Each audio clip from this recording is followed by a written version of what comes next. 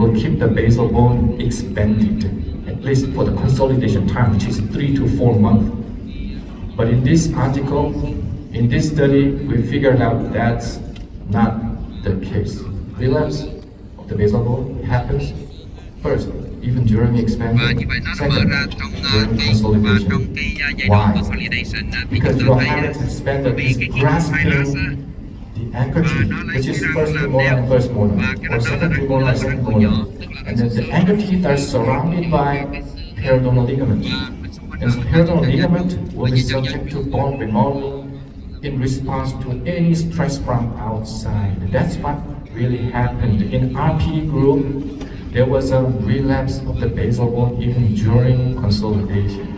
And in MARP group, this didn't seem to happen very much. So this is what you see. After only 3 months of consolidation, regardless of the age, even in successful expansion, teeth were running out of bone because basal bone is coming back. Mini screw is needed to secure tooth position within the base, to unite this anchor teeth, basal bone, and hyrax expander as one unit. So as a result, in MARP group, you don't seem to have change in the anchor teeth within the basal bone. What about the success rate of the suture separation? There was no difference. So when it comes to success of the suture separation, mini screw doesn't seem to work very much. And then if you care about the basal bone relapse, basically you're gonna need mini screw. And Brazilian group published an article using 8 girls, age ranging from 11 to 14. They did the same thing with a regular hyrax expander. Even in young individual, they were able to see bony dehiscence, especially around the first premolar. Why is this happening? The same thing. Basal bone is relapsing even during consolidation. So where's the point?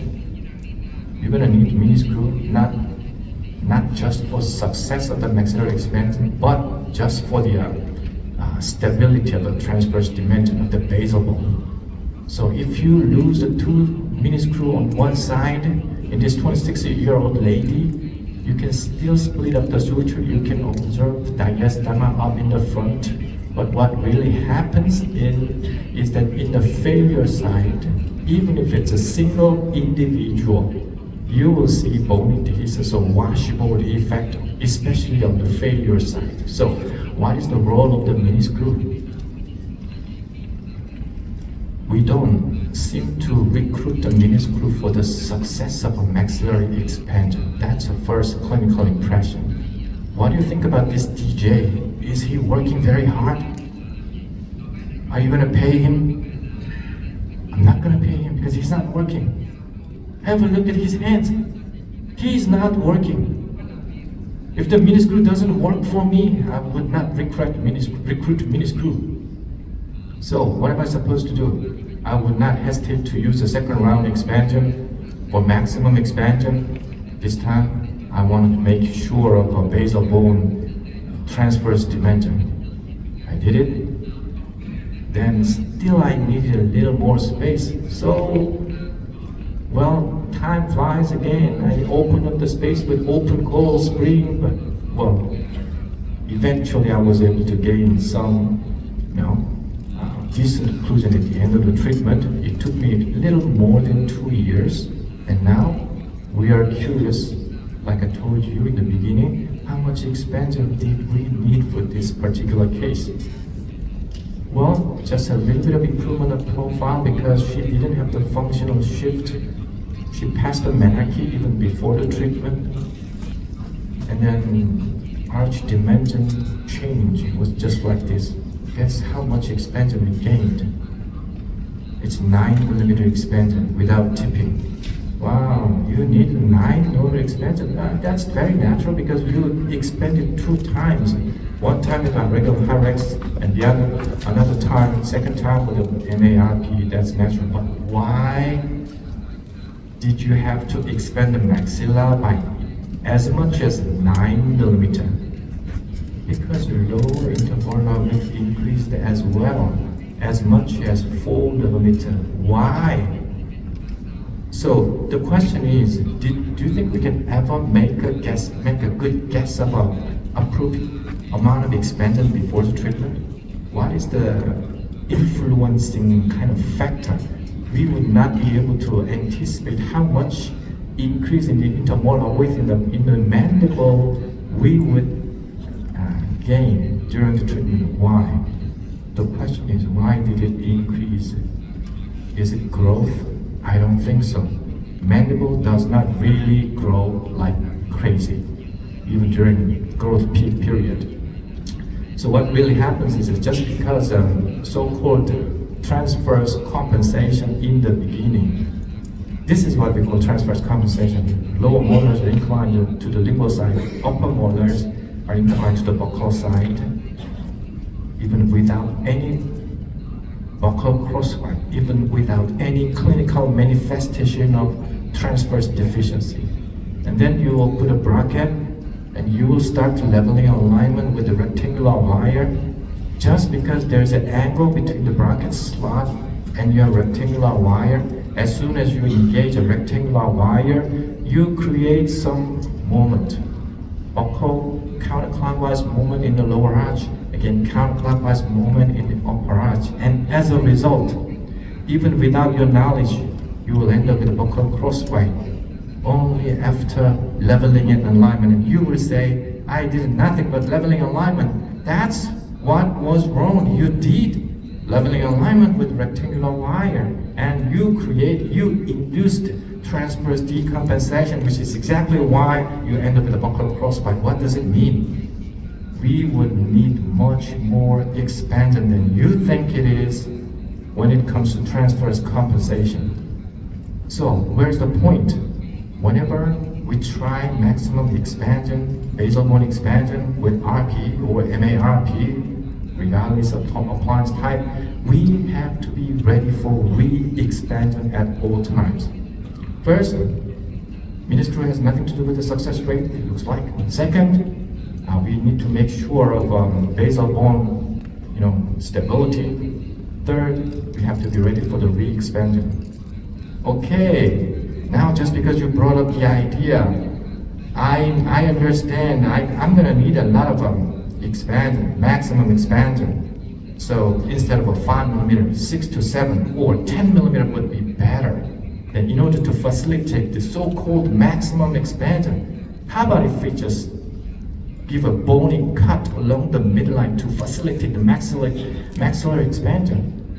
What do you think? Because a lot of people, some people bring up this idea. How we can address this question? This is a suture morphology described by Bertie Melston in the orthodontic textbook. But there was a little bit difference. If we go into the suture biology, the suture doesn't seem to be fused even after 15 years. Have a look at this. Facial sutures, especially these facial sutures, remain patent, and we are curious about the controlling factor of these sutures. You will see high interdigitation, but that they are not necessarily fused. What I mean by fusion is ankylosis or synostosis along the suture. What is the controlling factor? What is the regulating factor? First, growth has nothing to do with the suture.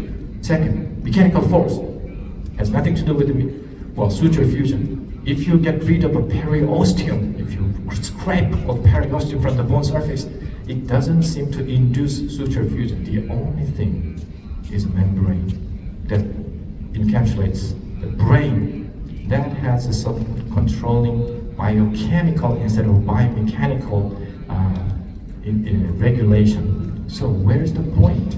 You expand the maxilla and you have no problem expanding the maxilla. 9-year-old girl, how much? Like 7 or 8 millimeter.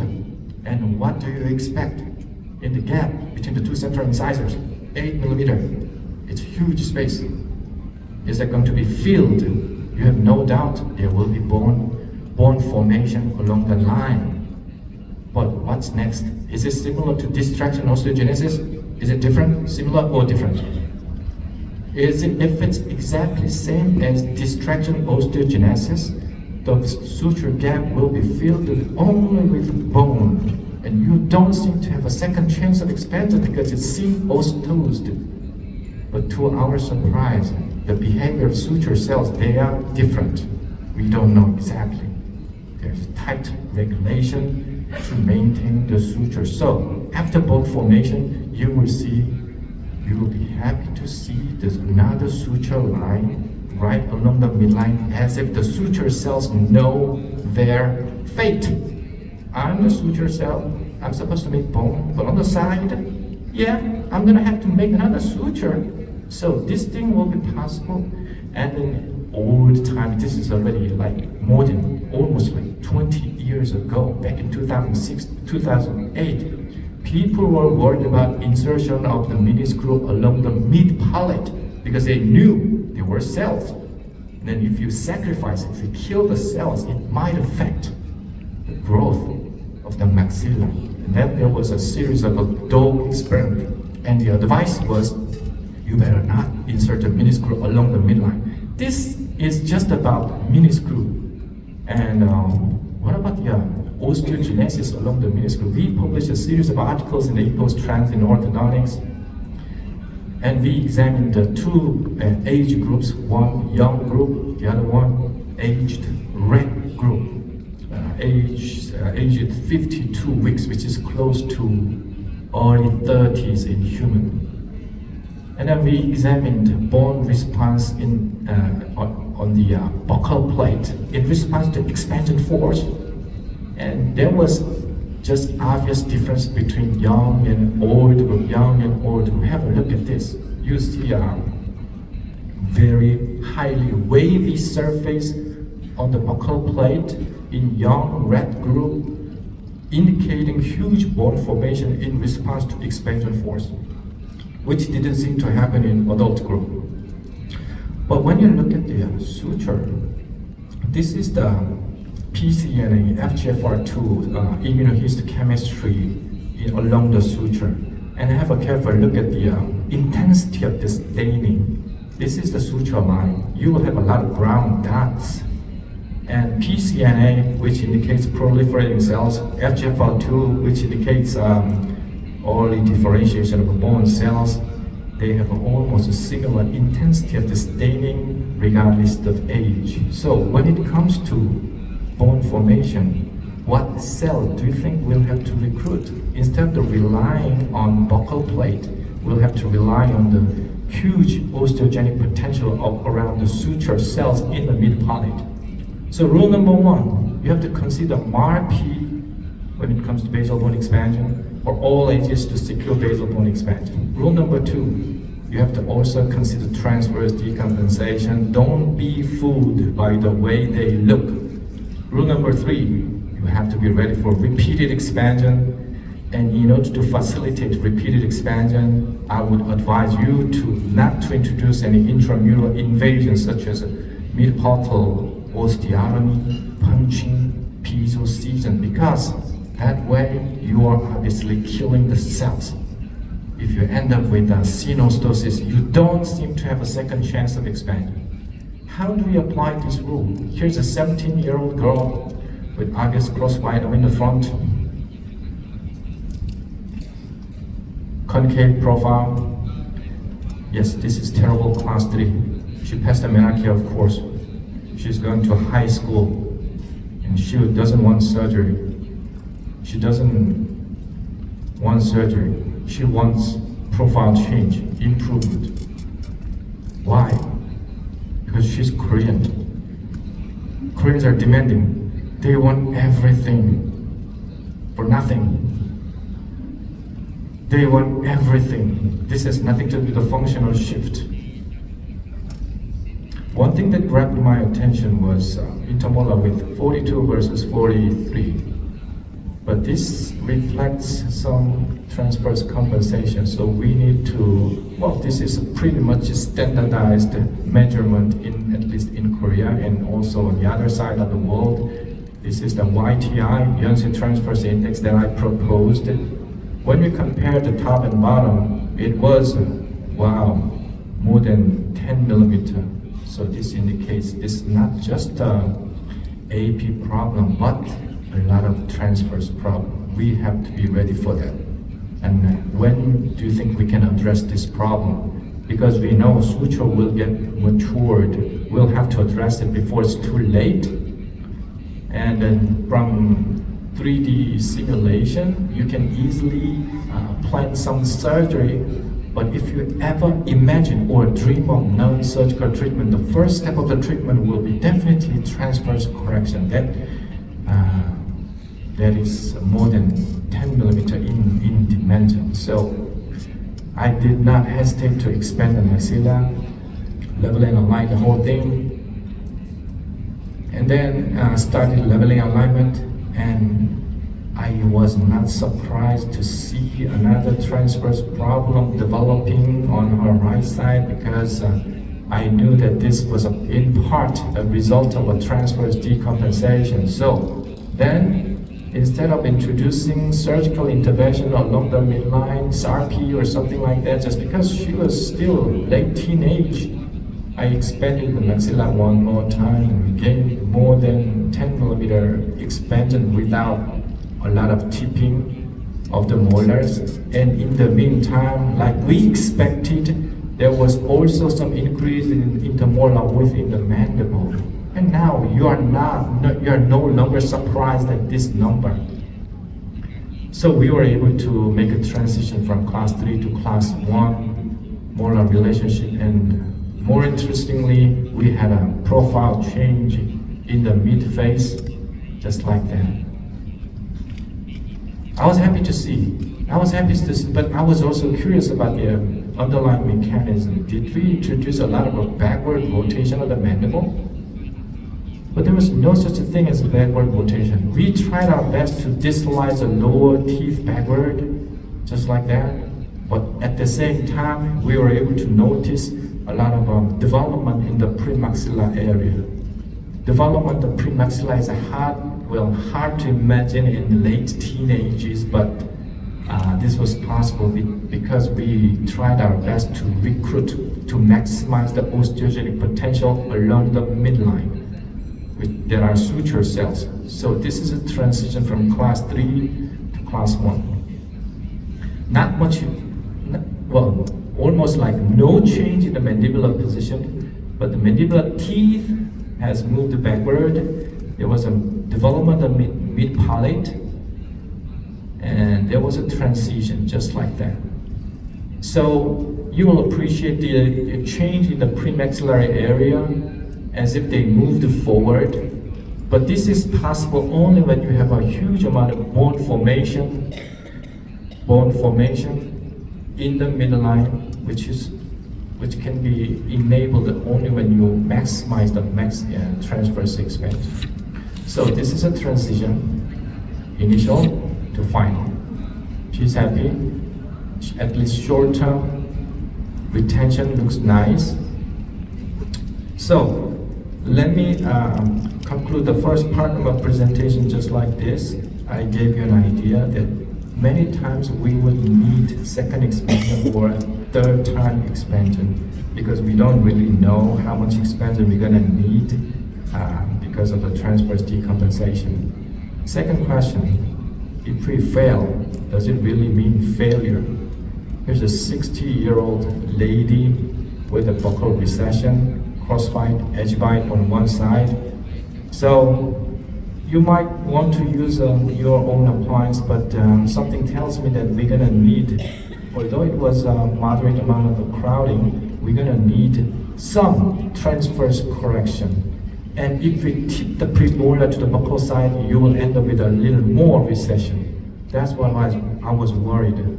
So I decided to use an MARPE, this 60-year-old lady. First few weeks, I expanded, didn't see anything in the periapical view. So this is supposed to be failure. So the question is, if we observe something like this, would we have to continue with the same speed? Would we have to continue with a greater speed to be able to produce more force? Or do we have to give up everything? Again, in order to address, answer, find some clues to clinical questions, we really have to figure out what this is all about. We had to kind of micro CT scan a whole human cadaver sample to really figure out how the suture is maturing along the line, and we examined 2 suture spots, one mid-paltar suture, the other one pterygomaxillary junction. There are 2 sutures in the backside of the maxilla. We were going to localize the most prevalent fusion spots so that we can address that particular area with some sort of a minimally invasive surgical procedure. And at the same time, this is a voice from my resident. She was installing the cadaver, and she was surprised to see the fracture of the maxilla. We wanted to see whether we can really break up the suture with heavy force. We were able to do it, and the required force was as big as 300 Newton, which is hard to produce with the regular HIрақ expander. Regular HIрақ expander will be able to produce like a couple kilogram force or up to several kilogram force, but not as much as a 30, 40 kilogram force. So it is impossible for you to produce that much force with regular HIрақ expander, whether it's RPE or MARPE. And more importantly, if you ever do that, you will go to jail. You will go to jail. If you ever fracture, if you ever break the suture, you will go to jail, because the fracture is found on the side, not along the midline. And this is very natural, because you can find some paper thin bone on the side. So on the other hand, so we still have to figure out what we'll have to do. If we address highly tortuous suture just like that in the rat model and under some sort of heavy force, we examined what is really happening along the suture line, and instead of fracture point or something, there was no such a thing as a fracture point, fracture area. Instead of that, we observed a lot of osteoclasts here and there, indicating some bone remodeling. And you can imagine, have a look at the or serious undercuts, just like the human case, like I showed you. Have a look at the undercuts. Have a look at the undercut. Do you think you can ever imagine splitting up the suture and also have a look at the surface area? This is a huge amount of surface interface between the 2 maxillary shelves, and then it's not easy to imagine to break it up with heavy force. So instead of heavy force, I would definitely give them some time for remodeling, because I knew that osteoblast and osteoclast will appear to initiate the bone remodeling. Then that's what I did. I waited for 4 weeks, and then restarted expanding with the same expander, the same spot. And after a while, again, diastema, a little bit buccal tipping, but we were able to align the whole maxillary arch without any further development of the buccal recession. Now buccal-lingual relationship is pretty decent. And if you look at the number, there's an increase in the interpremolar width, which is as big as 4.8 millimeter. In intermolar width, the increase was just around 3 millimeter. So I was happy to publish this case report in Korean Journal of Orthodontist. And based on all the research outcomes, I would have to propose my expansion protocol, especially when it comes to adults over the age of 15, because you know that the maxillary suture will be highly tortuous and wavy, and it's not easy to really separate them with only a heavy force. So after 2 weeks, you'll have to confirm suture separation. If it's separated, you will keep expanding. And then if it doesn't work, you will give them some time of 3 to 4 weeks. You will repeat the same procedure for the next 2 or 3 times. And if it doesn't really work, you finally declare failure. non-separation. Okay, we definitely have to address the non-separation as well. So basically this is remodeling, not fracture. Again, let's take a little more step to a darker side. We know that, to be honest with you, we know that RP has a lot of failure. What was your record so far? How about 80% success? How about 70% success? How about 90% success? Are you satisfied with the number? Even if it's 90% success, you still have to address 10% failure. That will ruin your life. Is that correct? How come all of a sudden it highlight? What's that supposed to mean? I was going to talk about dark side. It's not supposed to bright like this. Dim it down, please.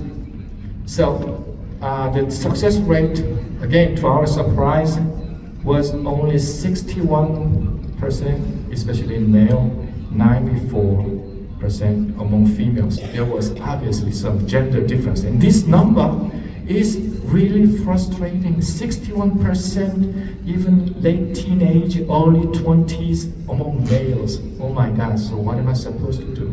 Was there any gender difference? And this is a part of an article published in the World Federation of Orthodontists. Like I told you, 8 specimens from cadaver, ages 70 to 80, and there were 5 male and 3 female. This is obliteration number. High peak means a high number of obliteration point, ankylosis point.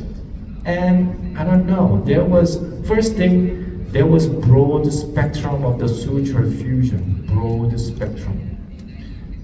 From the front to the back. This is a mid-palatal suture. From the front to the back. We examined like 1,000 slices for a single specimen because we had to. It's a long segment of 7 to 8 centimeter, and each slice is just around 20 micron, 30 micron. So we'll have to end up with 1,000 specimen to really examine all the way from the front to the back. And there was no such a thing as gender difference. So we don't know. There was just a little bit of tendency that the male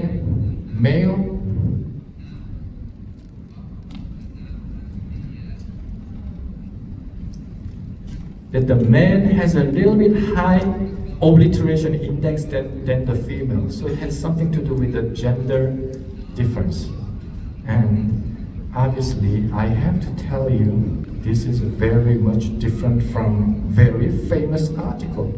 Because the suture fusion is all around entire suture area, and there's no such a stereotype suture fusion like you see in here.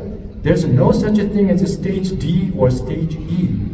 One thing is, unless you take a micro CT of a human specimen, you are not able to define suture fusion just like that, because the CBCT is only available for broad imaging. And then in here, they said under the age of 30, stage D and E consist of 90% of a whole specimen, meaning that we are not able to split up the suture in 90% of our samples. Doesn't make sense. We had a success in 90% of our samples in the opposite. So this is not adequate. And we published another article in Seminars on Orthodontics. We're still working on it, but to make sure there obviously is some gender difference, some regulating factor between man and woman. I think this has a lot to do with estrogen. So at least as of now, what we can do is to describe, okay, there's a gender difference. We don't know why. Man has much less success rate than female. And I think that has something, instead of a bone stiffness, it has something to do with the hormonal regulation. So it is possible that male patient would have higher obliteration than female. So then we still have to think about how to maximize success.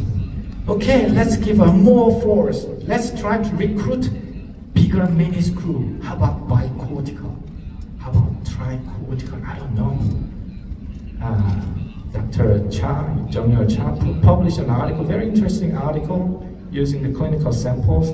They recruited 32 patients, and in one group, they used long meniscrew. In the other group, they used short meniscrew. What about the suture separation?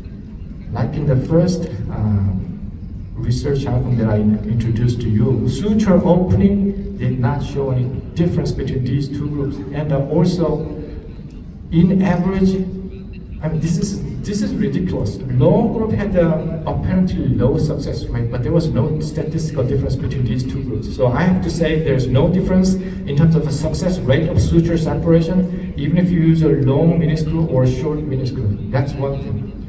And well, I explained this so many times. Unlike our expectation, if we do this finite element study, and when we examine 3 different types of expander, the greatest force distribution was found in tooth-borne RP group. I was expecting something else. But this is what we found. But on the other side, if you turn it upside down, just because there was like I told you, huge side effect on the buccal plate, tooth-borne RP is not readily recommended for expansion in adults, which is why we have to end up with a MARPE. So I would compare this to Chinese chopstick or Vietnamese chopstick, which has a junction up on the top. If you want to split up the suture, basically you have to grab the distal part instead of the proximal part to be able to create huge bending moment along the line. There's a lot of people who keep saying you have to place the meniscrew, you have to place the Hyrax expander close to the center of resistance, which is not right from my understanding of biomechanics. And in our additional study, we increased the strength of the tooth supporting arm and the stress level went up accordingly. We also increased the dimension of the meniscrew in the same finite element model, which didn't seem to make any change. So even if you increase the meniscrew dimension, it doesn't seem to be effective. So from now on, I would advise you not to use this thing. What is that? Bicortical.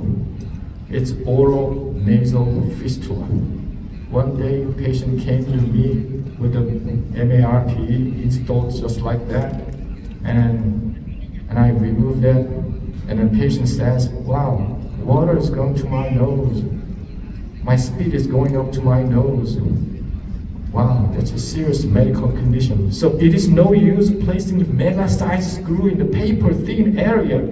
On the side, it's paper-thin. Have a look at the mini screw, just like that. Do you think it will be functional or effective? There's no point. And it causes oral nasal fistula. There's even more crazy guy out there who keeps talking about the oral nasal brain penetration to be able to maximize maxillary separation. Does it make sense? I don't think so. Rule number 5, tooth supporting arms must be sturdy. How can you secure support for meniscrew regardless of depth of the palatal vault? We developed this design on the top some years ago to be able to secure the placement of the meniscrew regardless of the palatal vault shape, depth, and everything. But that increases the volume of the expander itself.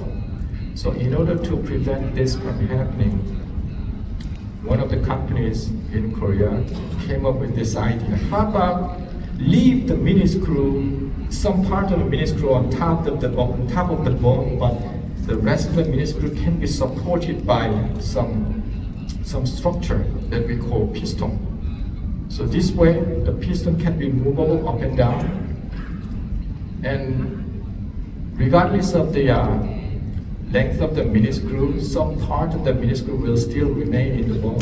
What we need is only 5 to 6 millimeter in the bone. It doesn't have to be 10 millimeter. It doesn't have to be 12, 13 millimeter. So even if we use a 10mm mini screw, the rest of the 5 to 6mm will remain in the bone. That's what we need because they're not supposed to play a central role for maxillary expansion. So this was the idea. Anteroposteriorly shrunk down, small volume and elevation to facilitate the self-activation of the jack screw with a contrary angle range. And the jack screw body can be close to the bottom and can go up depending on the depth of the portal vault. But then again, regardless of the portal vault shape, we can still install the mini screw, and no matter what, the rest of the 5 to 6mm mini screw will remain in the bone. Then, well, this is a clever idea to enable self-activation of the jack screw expander. Okay, this is more important now.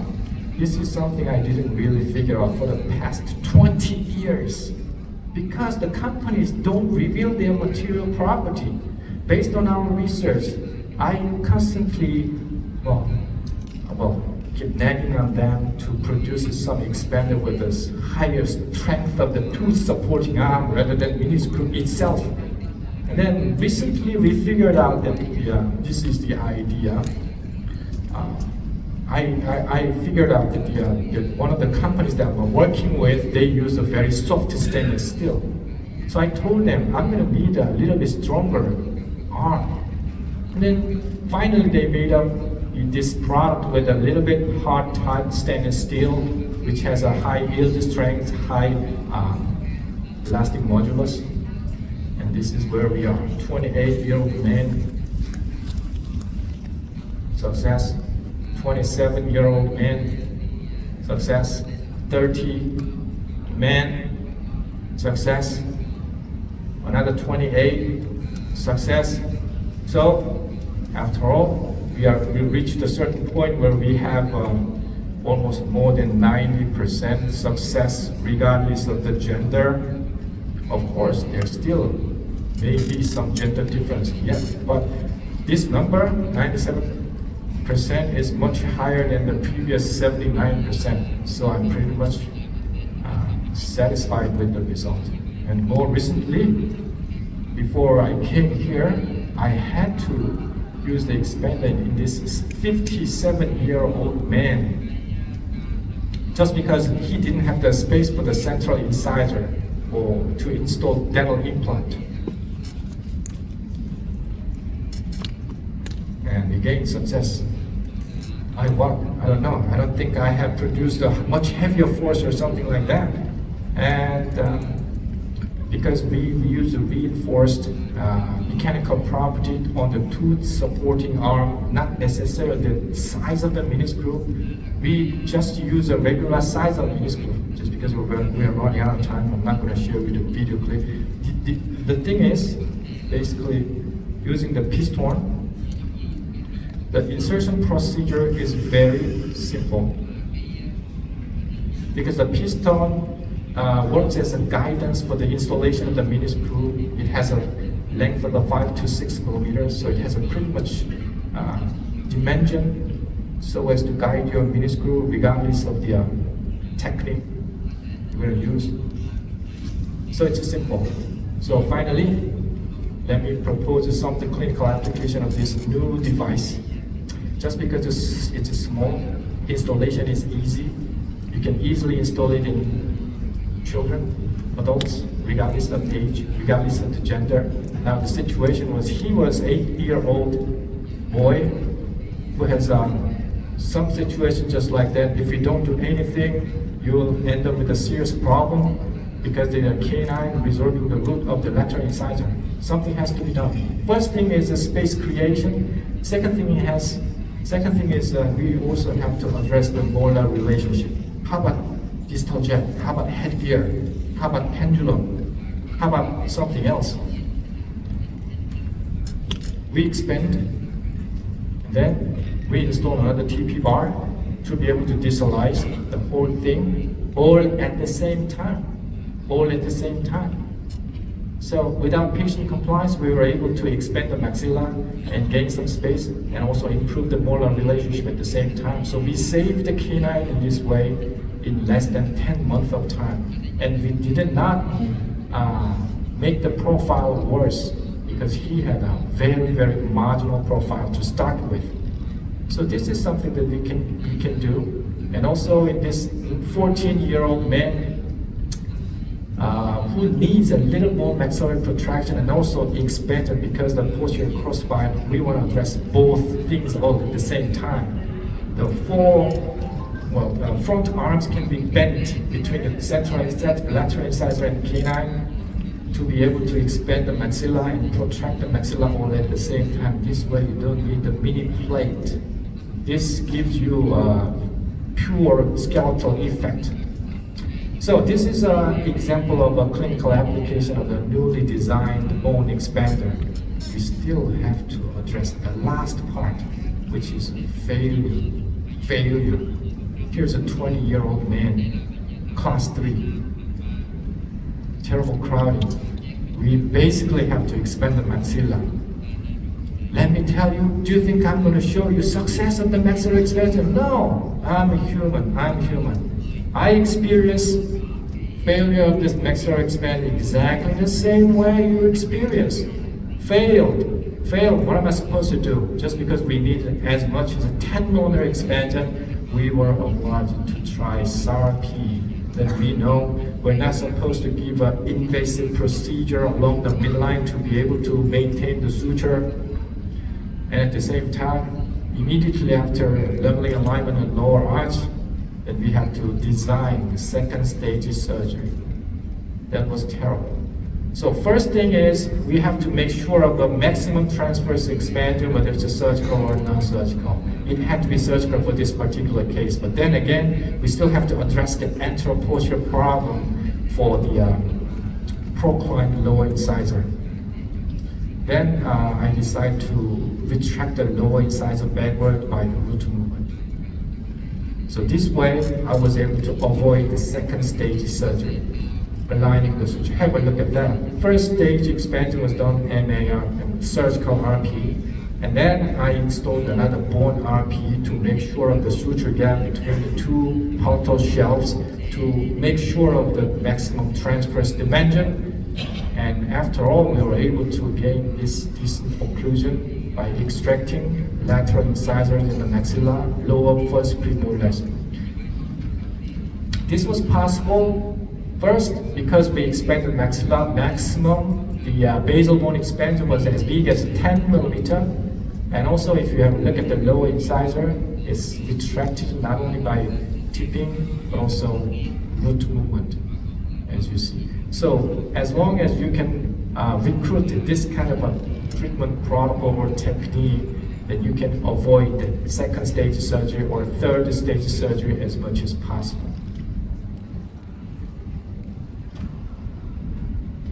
Rule number 6, you'll have to know how to manipulate the lower incisor when it comes to serious class 3. Finally, 22-year-old man, terrible crowding. Arch length discrepancy was as big as 16 millimeter. And we did diagnose a major transverse problem in this particular case. So I will definitely try to expand the maxilla.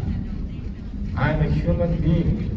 And as you see, if you imagine transverse decompensation in the lower arch, if you couple the decompensated lower arch to the initial maxillary model, you will easily see this, leveling alignment will create a very serious transverse problem. That's what really happened in the lower arch. So we would have to address the maxilla ahead of time.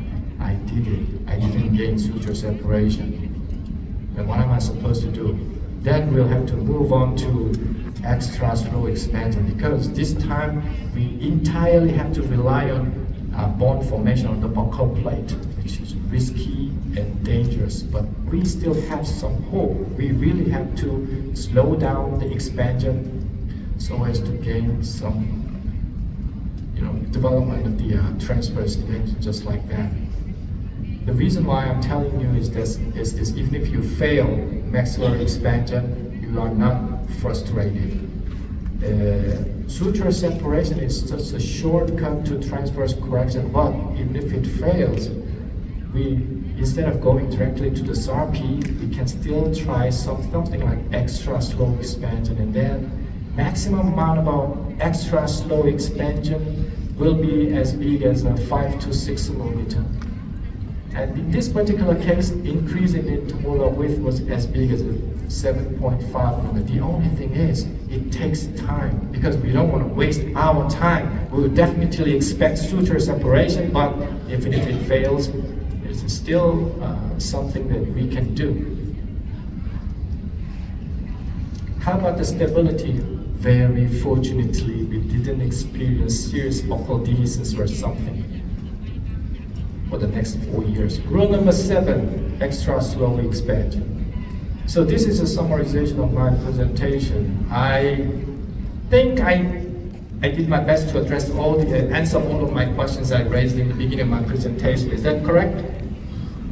No, it's a success, really a success. You have to consider immediate basal bone relapse, be ready for re-expansion. Is failure really a failure? You have to consider intentional interruption of expansion. Then you will expect delayed expansion. How to maximize success? You're not supposed to use bicortical meniscus. I don't know. I have no idea. CBCT cannot detect the suture fusion, so you have to give it a try. Instead of that, instead of bicortical screw, I would advise you to strengthen tooth supporting arm as much as possible. And how to deal with the final failure? You have to consider manipulation of the upper and lower incisor, and then you will recruit extra slow expansion or something like that. Was it good enough? Was it good enough? Tonight we're going to have a very luxurious gala dinner, the Rivery cycle. I really appreciate the organizing committee of VAO for preparing this wonderful event. And I hope you will enjoy the last second. Thank you very much. Cảm ơn giáo sư Joon.